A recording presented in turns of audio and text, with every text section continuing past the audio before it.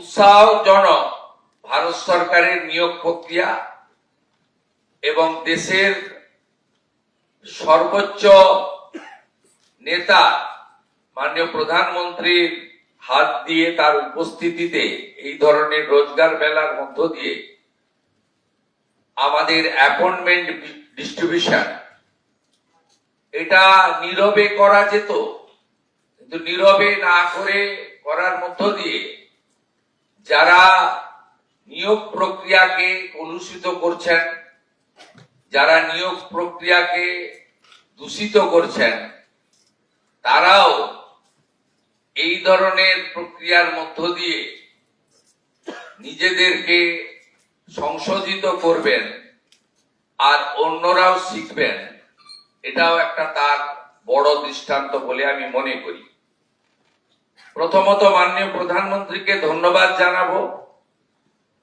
দেশের শিক্ষিত মেধা সম্পন্ন ওয়েল এডুকেটেড ইয়াং জেনারেশনকে তিনি ভারতবর্ষের নবনির্মাণ অর্থাৎ 2047 আমাদের দেশ যে বিকশিত ভারত হবে তার লক্ষ্যে এই নির্মাণে যুক্তকরণ করছেন। দ্বিতীয়ত, আমরা সবাই জানি বিগত দিনে শিক্ষা অভিভাবকরা দিতেন জ্ঞানার্জনের জন্য। আধুনিক যুগে অভিভাবকরা শিক্ষিত করে তোলেন, আধুনিক শিক্ষায় শিক্ষিত করেন কর্মসংস্থানের একটা আশা বা স্বপ্ন নিয়ে। যে আশা বা স্বপ্ন এই পশ্চিমবঙ্গে বিগত কয়েক বছর ধ্বংস হয়েছে, সেই জায়গা থেকে ভারত সরকার তাদের আশা স্বপ্ন পূরণ করার জন্য নতুন প্রজন্মের, শিক্ষিত প্রজন্মের দিকে হাত বাড়িয়ে দিয়েছেন। এটাও একটা উল্লেখযোগ্য দিক। আমি প্রথমবার এই ধরনের কেন্দ্রীয় সরকারের আমাদের রোজগার মেলার কর্মসূচিতে উপস্থিত হয়েছি, যদিও আমি রাজ্যের বিরোধী দলনেতা হিসেবে বিগত দিনে ভারত সরকারের তথা রেলের নানা কর্মসূচিতে আমাকে সম্মানের সঙ্গে তারা ডেকেছেন এবং আমি উপস্থিত ছিলাম।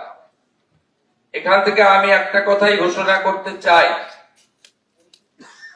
আগামী দিনে রাজ্য সরকারের নিয়োগের ক্ষেত্রে কেন্দ্রীয় সরকারের রেলওয়ে রিক্রুটমেন্ট বোর্ড সহ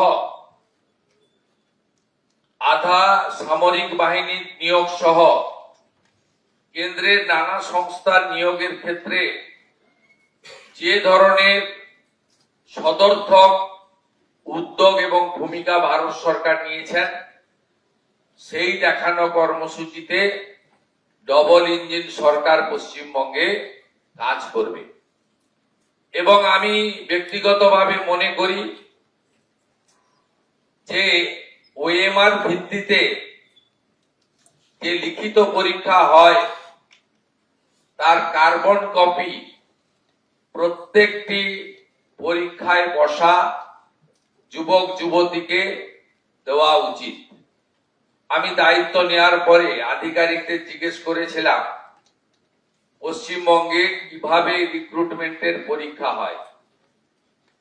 তারা আমাকে বলল ওএমআর পদ্ধতিতে হয়, কিন্তু কার্বন কপিটা খাতার সঙ্গেই থেকে যায়, কেউ নিয়ে যায় না, থাকে carbon copy. It's a very bad practice. Mala fide intention, nepotism, corruption, এই যে ওয়ার্ডগুলো আছে এগুলোকে এনকারেজ করার জন্যই এই ধরনের একটা উদ্যোগ বা একটা মানসিকতা কাজ করেছে। আমরা next 6 June all recruitment organisation of our state আমরা একটি সিম্পোজিয়াম করছি, যেখানে ভারত সরকারের রেলওয়ে রিক্রুটমেন্ট বোর্ড সহ তাদের রিক্রুটমেন্ট প্রক্রিয়াকে আমরা অ্যাকসেপ্ট করার চিন্তা ভাবনা করেছি এবং সেটা করব। If necessary will move a fresh recruitment policy in next budget session of our assembly.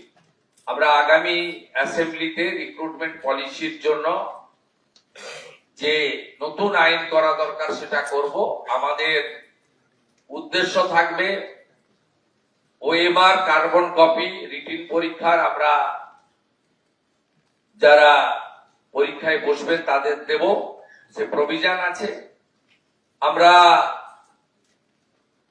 Written exam, academic যে স্কোর এবং সাথে সাথে এখানে পশ্চিমবঙ্গে ওরালে ভাইবাতে ম্যাক্সিমাম নাম্বার রাখা হয়েছে।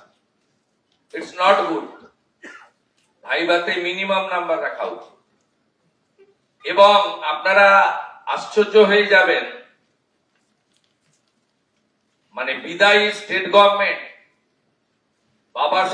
ডক্টর বাবা সাহেব আম্বেদকরের সংবিধানকে পর্যন্ত মানেনি। সংবিধানে ক্লিয়ার বলা আছে 100 পয়েন্ট রোস্টার মানতে হবে। এসসি এসটি এবং ওবিসি রিজার্ভেশন, সাথে ইডব্লিউএস এবং এক্সাম ক্যাটাগরি এবং ফিজিক্যালি চ্যালেঞ্জ, এই যে ব্যবস্থাগুলো আছে ওয়েস্ট বেঙ্গলে মানা হয়নি 100 পয়েন্ট রোস্টার।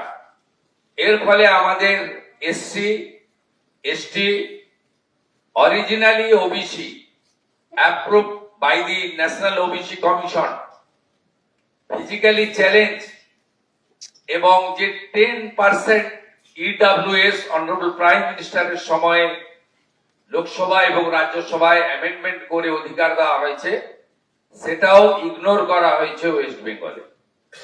আমরা চাই স্বচ্ছতার সঙ্গে লিখিত পরীক্ষা, আমরা চাই একাডেমিকের মূল্যায়ন ইভ্যালুয়েশন, আমরা চাই 100 point roaster, 100% implementation, it's a mandatory as per hour constitution. আমরা চাই যে ওরালের নাম্বারটা একটু কম করে স্বচ্ছতার সঙ্গে যাতে আগামী দিনে রিক্রুটমেন্ট হয় এবং তার স্কোর রিক্রুটমেন্ট বোর্ড গুলো ওয়েবসাইটে দিয়ে দিতে পারে, হোয়াটসঅ্যাপ মেসেজ দিয়ে অ্যাপয়েন্টমেন্ট বা রিক্রুটমেন্ট না হয়। তাই আজকের এই মিনিংফুল অকেশন, ইম্পর্টেন্ট অকেশন, যেখানে more than 50,000 unemployed educated youth will get the opportunity to serve our nation, এই ইম্পর্টেন্ট মঞ্চকে আমি খানিকটা ইউজ করে on behalf of the West Bengal State Government, our vision, our aim, our object, আমি খানিকটা আপনাদেরকে তুলে ধরার চেষ্টা করলাম। এবং আপনারা নিশ্চিন্ত থাকুন, under the great leadership of our prime minister, world leader, world most popular leader Narendra Modiji, বাকি 20টা রাজ্যে ডবল ইঞ্জিন সরকার যেভাবে চলছে সেভাবেই পশ্চিমবঙ্গের সরকার চলবে। ডক্টর সুকান্ত মজুমদার মহোদয় উল্লেখ করেছেন রেল এবং স্টেট গভর্নমেন্টের কোঅর্ডিনেশনের কথা, পড়ে থাকা প্রজেক্টের কথা, ল্যান্ডের কথা। আপনারা খুশি হবেন শুনলে মাননীয় রেলমন্ত্রী mister Ashwini Vaishnavji 61 railway project railway board থেকে অ্যাপ্রুভ করেছেন। শুধু ল্যান্ডের জন্য আটকে ছিল, আমরা ল্যান্ড দেওয়ার জন্য ডাইরেকশন কনসার্ন ডিপার্টমেন্টকে দিয়ে দিয়েছি। 61টা নতুন railway project including Hili maximum হয়ে গেছে, আর একটু বাকি রয়েছে, including my Nandigram also. 6 acre জমি রাজ্য সরকার দেয়নি, 74 একর জমি রেল পুরো মাত্রায় কাজ করছে। এরকম অসংখ্য আছে।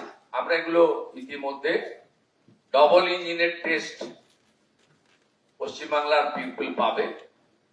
আপনাদের জোকা থেকে দমদম মেট্রো মাত্র 666 মিটার, চিংড়িঘাটাতে যে আমাদের বটল ছিল, যে জটিলতা ছিল, সেটাও আমরা ক্লিয়ার করে দিয়েছি।